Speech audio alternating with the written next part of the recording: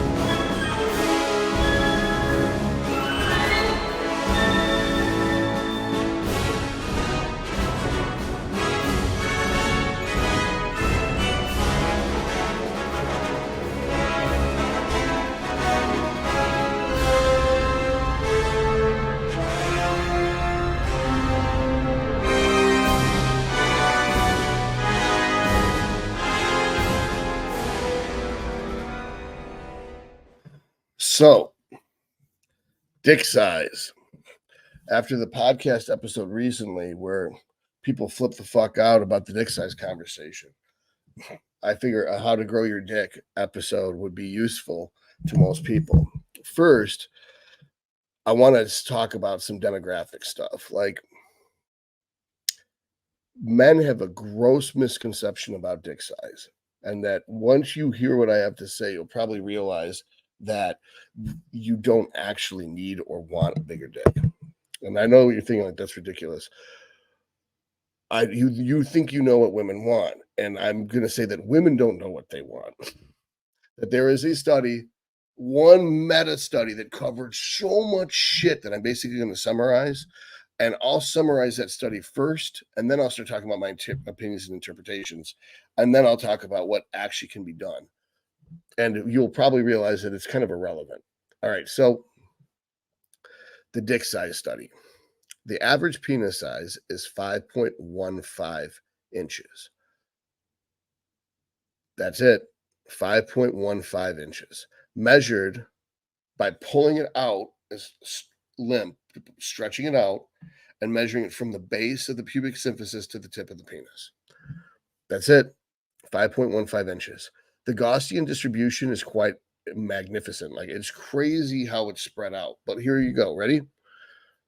It's like, on that study, it's like 20% of dicks are over 6 inches. Only 20%. That only 5% of dicks are over 6.3 inches. And that's a significant number coming up because they wanted it. There's a reason why 6.3 was the magic number that they wanted to test. Now, to put that in perspective, how many men are over 6 foot? It's 14%. How many men are at the top 5%? I mean, that 95 percentile, it's like 6'4", 6'5". So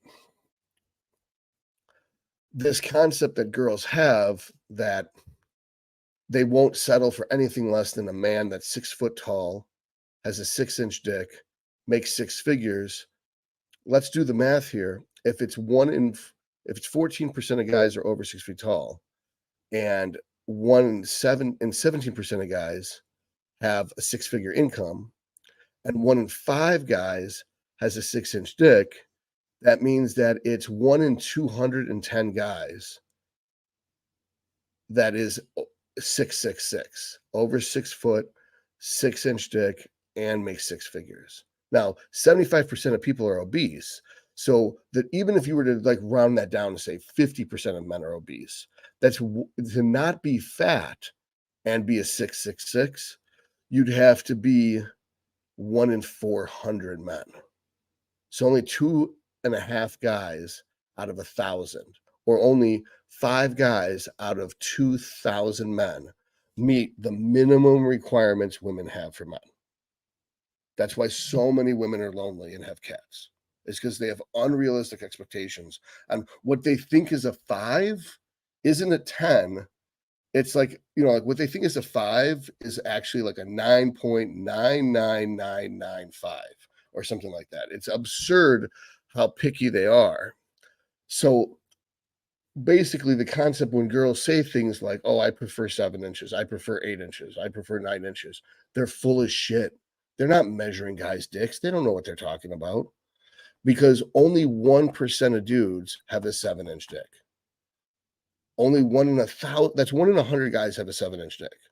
Only 1 in 1,000 guys have an 8-inch dick.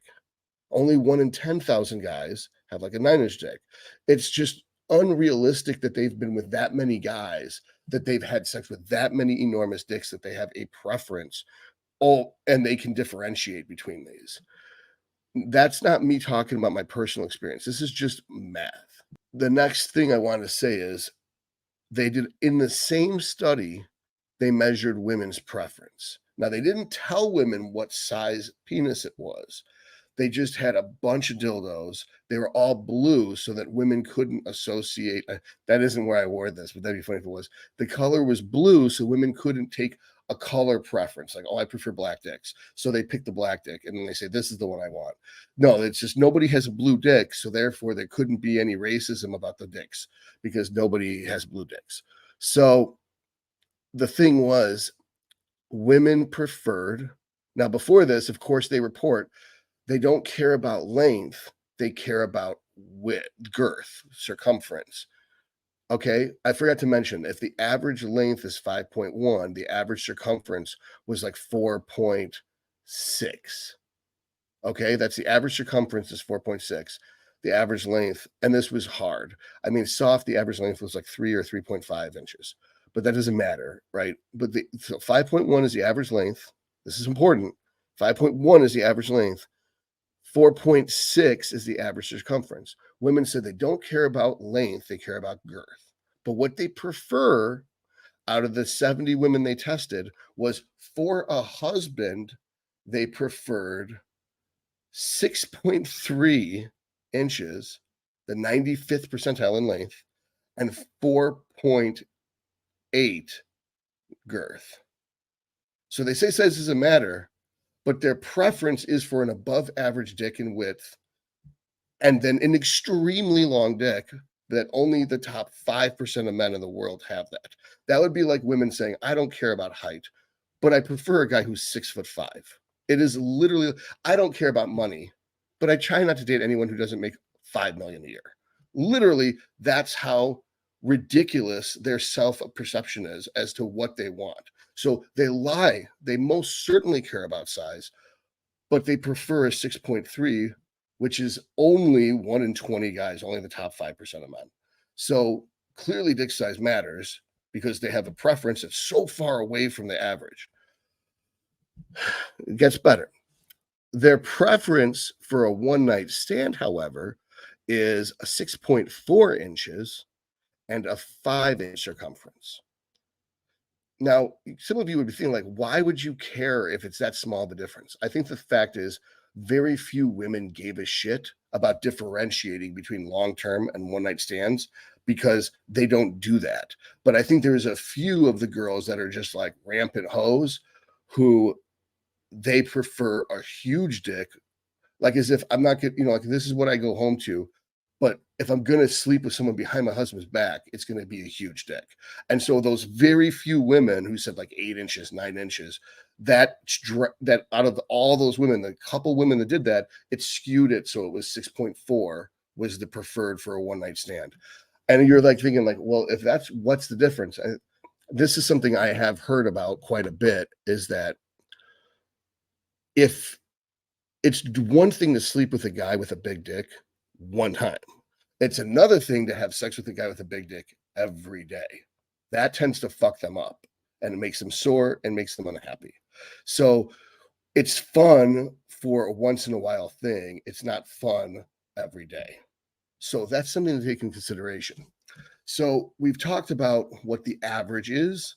We've talked about what women say they want. And we've talked about what has been proven women actually want. So it's funny, they say length doesn't matter. It's only width that matters. When in reality, the width is almost average that they prefer. There's not a very big difference between their ideal dick width and their actual average dick width, but the length that they prefer is way longer than an average dick. And they have no self perception about this. Now, a lot of girls think that the average dick size is 7 inches. or 6.5 inches or 6 inches. The reason why they think that is confidence. Because men are more aware than women are that dick size matters to women, the men who are below that 50%, 5.1 isn't the bottom, it's the average. That means there's just as many people below 5.1 as there are people above 5.1. So I think the amount of men that are below 5.1 don't actually talk to women, that they would be less likely to approach women. And women aren't approaching men. Women are very passive people in general. So they wait for guys to ask them out. So the only guys going around asking girls out are the ones who are confident about their dicks. So you have their perception of dick size is based off of their personal experience. And their data set is skewed because only the bigger dick individuals are approaching girls. That's why a lot of girls, it's not the dick size that matters, it's the confidence that comes with the dick size that matters. Women are attracted to confidence. So the point is that only guys with above average dicks would even approach girls. So girls are only dealing with guys who have a 6-inch dick or above because guys know that girls have said, I don't want anything less than 6 inches. So you're not even going to try if you're under 6 inches. So only the top 20% of men even try. That's why the hypergamy thing is in place, where 90% of women have sex with 10% of the men, because of the men who are actually the 20% of men who are confident enough will have the minimum requirements girls have for dick size. Of that sampling of dudes, how many of them are actually confident enough to approach a girl? Probably less. And then how many are tall enough? Because a lot of girls say, I would never talk to a guy under 5'11. Oh, no, under no circumstance would I ever date a guy under 5'11. Or I would never date a guy who doesn't make six figures. So the few guys that actually have these criteria, remember, we established that the guys who have the 666 club, they're only 5 out of 1,000 guys. Well, some guys are like, I got 2 of the 3, I'll wing it, like fuck it, or I've got 1 of the 3, I'll wing it, I'll try anyway. I've got to sleep with somebody eventually. So of that 20% of dudes, how many of them actually succeed? It's about 10%. So 10% of the guys are sleeping with 90% of the girls, because girls are very picky about who they have sex with. And so I once had a girlfriend who told me, I'm not going, she's like, I would stand in line to fuck a hot guy. And I was like, what? And she was like, girls will stand in line to fuck a hot guy. It's like and it's true. Girls will stand in line to fuck a hot guy. There'll be 8, 9, 10 women basically sleeping with some guy that meets the criteria that they all look for. And they don't care that they don't have a relationship potential with him. That's just what they want. And they want to take their chance at actually nailing him down. Whereas the other 90% of men, they've got nothing to do. So that's, people talk about this porn epidemic. It's like the porn epidemic is a consequence of the hypergamy, that because of the Instagram and the Facebook, where guys can send dick pics, it's the handful of dudes that have huge dicks are sending those to every single girl. So when she opens her inbox and she sees all these dick pics, they're disproportionate to the population. It's like everyone on the planet with an 8 or 9 inch dick is sending these dick pics out. So every girl is getting exposed to all these huge dicks. So they think that's what the average is that only dudes that talk to them have at least a 6-inch, and they've got an inbox full of 8, 9 inch dicks. So they think, oh my God, the average is 7 inches, because they have the pick of the litter. They have 100 different dudes every day in their inbox trying to sleep with them. They don't ever have to approach anyone. They can just say, okay, here's my address, come fuck me. That's all they have to do. Whereas all the dudes who aren't doing this, who aren't participating in this, who aren't sending out giant dick pics to try to get girls, who don't have the confidence to approach girls, they basically just watch Pornhub. Now, that doesn't mean if you watch porn, you're ugly, short, don't have a good dick, you're broke. In the reality of it is, because of the way dating is now, you could have everything going for you, and porn is just more convenient than actually interacting with humans. That's reasonable. A lot of introverts will do that, and girls watch porn too. So if they shame people for porn, most of them watch porn. That I think it's more than 30%. It might even be as much as 50% of girls. So I'm not trying to shame people who watch porn. I'm trying to explain that this is why women have a distorted view on what an average dick size is because the below average guys don't even try. Now, 40, I think it used to be 40% of men don't have sex on a yearly basis. I think it's up from that. I think it's more like now, I think it's 50 to 60% of men in 2022 didn't have sex because the girls have such a pick of the litter with of all the men. They only this tiny fraction of men that meet their criteria are going to be having sex. And so if you look at average sexual intercourse distributions, the average man has sex with 5 women in his life. That's the mean. But and guys over the 10, there's 10% of the population is having sex with 150 or more women. So the mean is skewed by that extremely high spike at the upper limit. So it means the actual mode is probably mean, median, and mode. Yes, the mode is probably the most frequent number is probably 3 or 2. So average is a weird thing that the average is skewed, the mean is skewed by that 10% that's fucking all the girls, and it drags the average up to 5. The average is below 5. Now, 10 years ago, the average is 14. Now the average is 5 in a lifetime. That's weird. That's really weird. Also, the definition of sex is different now. That because of all the LGBTQ community, for Gen Xers, when I grew up, sex was when you stick a penis in a vagina. That was sex. Blowjobs don't count. Modern day, anything can count as sex no matter what, because it depends on if they want to press charges.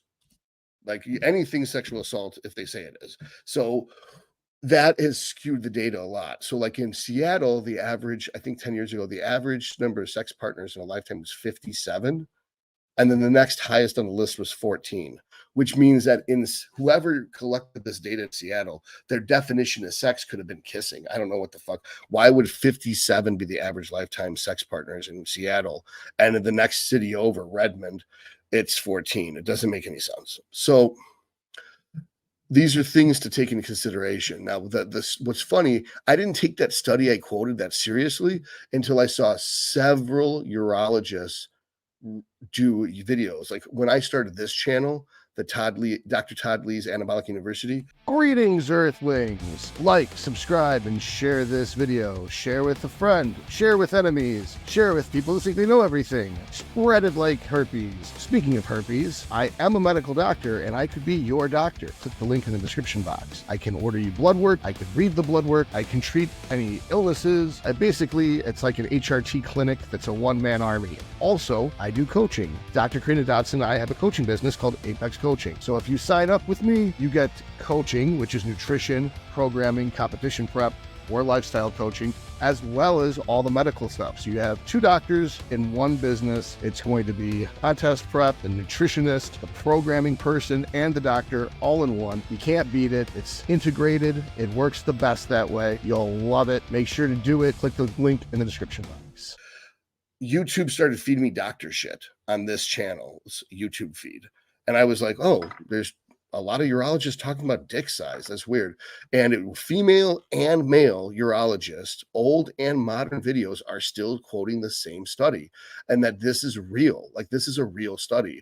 And it was a meta-analysis and of other studies. It was, I think they went back and they collected all the studies data from the 1890s to modern day in every country in the world. It was like the biggest study on dick size ever done. It's more than a study. It's a meta study of meta studies on dick size.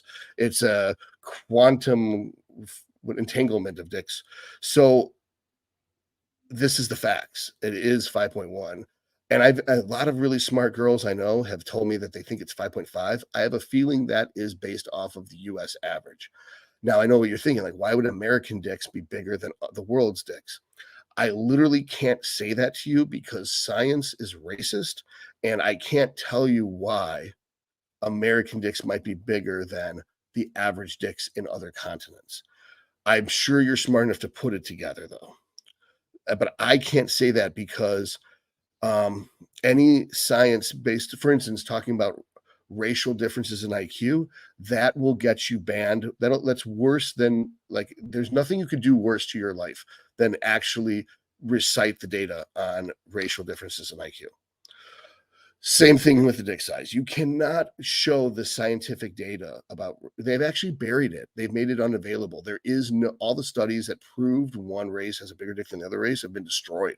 Like, this is gone. They've erased it from existence. It's like, reminds me of when a religion sweeps into a land, they burn the books.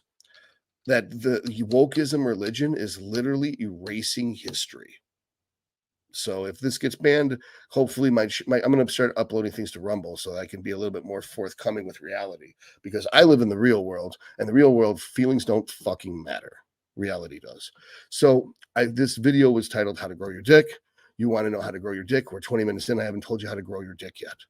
So you're probably thinking like, well, I do still want to grow my dick, but there's a way to add 0.8 centimeters. Now, Dr. Rhonda Malik has a video. I think her name's Rhonda. It might be Rena. Dr. Rena Malik has a video about this. It's how to grow your dick 0.8.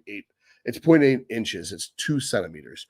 It involves hooking a device up to your machine that stretches it out your dick, and you have to wear it 6 hours a day for like 6 months, and it'll add 0.8 inches. It'll add 2 centimeters to your dick length. It doesn't make it thicker. Derek has a video about this too, about gelking. It can make it wider, but supposedly that's a bullshit thing, that cock pumps can actually increase the dick size. I've never seen one in real life except for an Ace Ventura. No, it was Michael Myers' movie with the spy, Austin Powers, that could work. And I've had a girlfriend who was basically, she knew a lot about dicks, and she basically told me that they do work. But it's one of the things you have to use before you use it. It's just not worth the effort as far as I'm concerned. There's surgeries to do this. That freaks me out, because I think if you get surgery done to your dick, whether you have fat injected in it or cut things, is it going to look as good? Is it going to work as good? Is it going to get her off? Because in the end, this is something I want to point out. Like, the dick size is cosmetically appealing to women. They like the way a bigger dick looks, most of them, right? Just like we like big boobs. But boobs don't actually function during sex. The dick is part of the sex act, though. So it's understandable that the size would matter more than cosmetics. But if you sacrifice function for cosmetics, it doesn't get fully hard anymore because you cut into it, then that's not going to help. That having your dick fully hard is more important than having it bigger. It's obviously, I don't want to say it's not how big it is, it's how you use it. It is a function of both. It's like, it doesn't matter how big it is if you use it poorly. You have to use it correctly. You have to be good with your dick. And I've had one girl tell me that the guy with the smallest dick I've ever met was the best sex I've ever had. And I was like, the fuck? I was like, I'm the best sex you ever had. What are you talking about? And luckily she didn't say I know and wink, right? Because that would have been bad. But the point is that you have to be good with it. It doesn't matter how big it is if you suck with it. And likewise, refractory, like ejaculation time. So another more important thing, the dick size, is not coming right away. Also, you don't want to take too long. So you want to be good with it. You want to come in exactly the right amount of time. I think the average woman wants you to come within about 7.14 minutes, which is basically between 5 and 10 minutes. Anything over 10 minutes is too long for most girls. They don't like it. Now, some girls are different, but that's most girls. And I mean, they're going to get sore after a while, especially if it's big. So 5 to 10 minutes is how long you want to last. You want to be hard as fuck. That's more important than how big it is. Now, if you shave it and if you aren't fat, if you lose fat, it will look bigger because the fat pad will recede. You'll actually have more length. And if you shave it, it just looks bigger. And I've had a girl tell me that when I was 20. She's like, if you shave your dick, it'll look a lot better. So I started shaving my dick. It wasn't that complicated of a conversation. It's like, that's all you had to say. At least she was direct. And then I once had a girl that was one of my clients who was a stripper told me that fat dudes have tiny dicks. And I was like, what? And she's like, but when they lose fat, their dicks gets bigger. I'm like, you mean the fat pad recedes? The dick was the same length. She's like, oh, I'm like, because otherwise when they gain the fat back, their dick shrinks again. It doesn't, and then it grows again. That doesn't make any sense. She's like, you're right. So girls notice these things. They don't really think it all the way through, but they do notice these things. So being hard, how do you get a hard dick? Basically, the best thing for hardness is cardio. Cardio is the most important thing you can do to have a hard dick. You have to have good blood flow and good circulation. Phosphodiesterase inhibitors inhibit prolactin's effect that causes the blood to leave the dick. So blood goes into the dick when you're aroused. That's a parasympathetic response. You have to be relaxed to get a hard on. And some people I'm sure could get a hard on when they're nervous, but that's an anomaly. That's an outlier. The point is that once the dick's hard, blood leaves it due to phosphodiesterase activity. Prolactin upregulates phosphodiesterase activity. The fills, the family of fills, sildenafil, tadalafil, basically Cialis and Viagra, they compete with phosphodiesterase. They're inhibitors of phosphodiesterase, trapping blood in the dick. The fills also work on a pump. So if you're taking 3 or 5 milligrams of Cialis daily, it's supposed to theoretically make your dick bigger over time. It's supposed to help with pumps. It's supposed to help you with the heart. Makes basically, if there's changes to your heart, it might be better. Most important is it just prevents high blood pressure and high blood pressure's effects. That originally all the fills were made as blood pressure medication. They just found that they were better for boners than they were for blood pressure. That doesn't mean they don't work for blood pressure. My personal experiences with Cialis, it gives me sinus congestion and a lower back pump, which means I can't really lift. So I'm not going to, and it's like, if you're fucking a girl and you're blowing snot bubbles in her ear, it doesn't matter how hard your dick is, she's not going to come. So that kind of obviates the situation. So I found that Viagra pre-lift is better because it gives you pumps just as good as Cialis does, but it doesn't stick around and give you the lower back pump. I personally find that Viagra lasts longer in my body than 3 hours. Take that for what it's worth. So you can either use 3 milligrams or 5 milligrams of Cialis every day or every other day, or you could do Viagra pre-lift, and it should last. Now, I never really had erectile dysfunction issues, so I don't know for sure to work for people who already do have ED issues. If you have ED issues, come to me, click the link in the description box. I will help you. Like, that's something I know a lot about. That's why I'm making this video, is that for all 15 years, I've been helping people with this stuff. And I never did a video about it because I didn't feel comfortable talking about it. But now that I see that a bunch of urologists, male and female, are posting about the study, I'm like, I might as well do it too, because I sure as fuck know that none of my community is watching Dr. Rena Malick's urology educational series. Not that she's not hot. I mean, if you're going to have a girl talk about dicks, and why not have a hot girl? But, and Malik means king in Arabic. So I don't know, read into that whatever you want. So where am I going with this?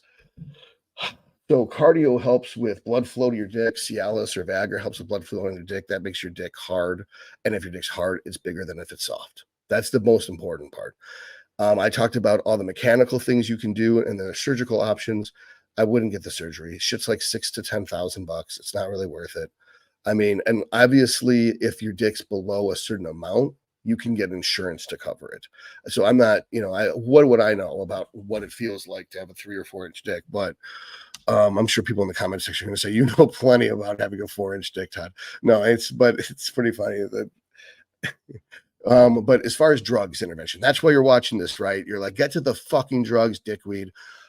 My experiences, well, the rumors are that halo testing will make your dick bigger. Is in Llewellyn's book, it says that.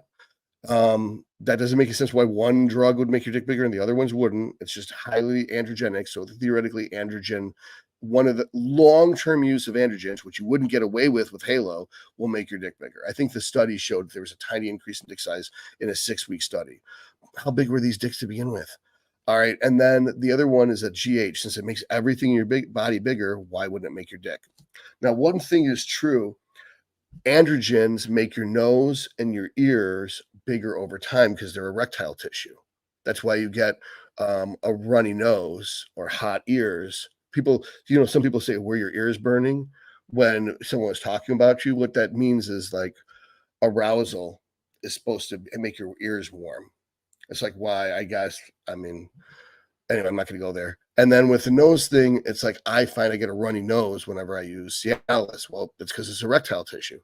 So it would stand to reason if testosterone and androgens make your nose and your ears bigger because they're erectile tissue, it would make your dick bigger because it's erectile tissue. I mean, for fuck's sake, it made your dick bigger when it grew, right? So, I mean, when it converted from a clitoris to a dick when you were a fetus, since we all start off as women. So, that being said, it stands to reason androgens would make your dicks bigger over time. So, but it's slow. And the same thing with the growth hormone. If it makes your brow and your face and your hands and your feet bigger over time, especially in high doses, why wouldn't it make your dick bigger? My personal experience is between 2008 and about 2016, I think it got bigger. That basically, I'm pretty confident it added a quarter inch to a half an inch to my dick between that time window. And it's been even longer. You know, now it's been another 8 years or so. It's going to be 2024. So I've been on steroids for about 16 years. I'm pretty confident my dick's bigger than it was 16 years ago. So I've been on the whole time. Never really ran more than 1.5 grams. And for most of my career, I ran 4 or less GH. But in 2018, I started running 8 units of GH daily, and I never really stopped. And I've been running over 2 grams for about a year now. So we'll see if it gets even bigger. I know its exact size. I'm not going to say it because that's weird. I mean, you're all dudes watching this. You don't care how big my dick is, but I will know if it went up. And I'll say, if in 5 more years it's up a centimeter or 1/2 centimeter, I'll say so. Like it gained another 1/2 centimeter. But really, what matters is the circumference. You want to get as close to that 5 inches as possible circumference. Although women wouldn't want to marry you in theory because it's too big at that point. That's it. That's the long and the short of it is, oh, that's funny. I was talking about dicks and that I told you what the average is. But guys who thought they had a small dick because they thought 6 inches was average, and that means 80% of the population thought they had a below average dick. The average is not 6, it's 5.1. So if you have a 5.5 inch dick, it's above average. If some woman is a bitch and tells you your dick's small and you know that it's above 5.1 inches, you know for a fact it's not small. She's either expressing that it's too small for her and it's a preference thing, or she's just a bitch and she's trying to hurt you. Women will say hurtful things that aren't true just to hurt. And that's something that women do more than men, because if men say hurtful things, men might get punched in the fucking face. But if women say hurtful things, there's no consequences. They never are. There's no negative reinforcement on cruelty. So they just say whatever they want. So, and you can know it's not true. I had a girlfriend who told me that she told every dude that he had a small dick. And she would also tell me that some of them had like 10-inch dicks. I was like, so you told dudes with a 10-inch dick this dick was small? And she's like, yeah. And I was like, well, that actually would matter to him because you're his girlfriend. So if you think it's too small for you, it doesn't matter if you convince him it's empirically small. It's still a preference thing, and you're saying his was insufficient. So telling him his dick is small is a false statement. Saying your dick is too small for me is very hurtful. So that's why she does it, is she did it to hurt people because she's a cruel bitch. And she's a very mean person, but she tells everybody that they have a small dick, no matter how big it is. It could be 13 inches. I've seen her online in a Facebook group tell a dude with a 12-inch dick that he had a small dick, because she says it to everybody. That's just her thing. Right for the jugular, the very first thing. Every time she gets mad, without even thinking things through or even understanding what the situation is, goes right for the jugular. And a lot of you guys watching this have either had girlfriends in your past or have had a wife who said the same thing to you. Because I doubt there's very many guys who watch this video that have what they are confident with. They're like, I don't need a bigger dick. Why would I watch a video about how to get a bigger dick? So that's the bottom line, is that if you're watching this video, probably sometime in your life, a woman has said something cruel to you about your dick, and or you thought the average was like 6 inches and you're under 6 inches. She's probably fucking lying. She's probably lying. It's like if she squirts on it, it's good enough for her, regardless of what she says. It's facts.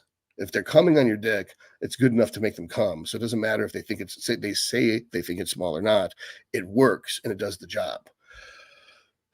That's the end of it, man. As I hate talking about the subject, I've never talked about it in 15 years of making videos.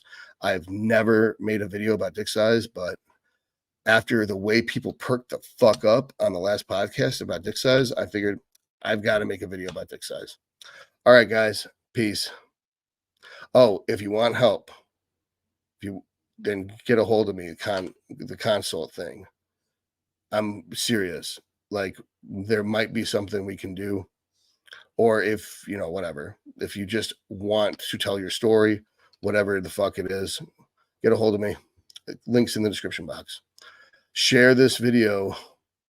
Enjoy your day. I'd like to thank our sponsor, Fusion Regenerative Therapies, where I am the Director of Human Performance. This is the practice in which I practice medicine. We'll be able to order you blood work and read your blood work and help you with therapy as needed based upon the results of your blood work. Please click the link to get a consult with me, and I can help you optimize your performance. Thank you.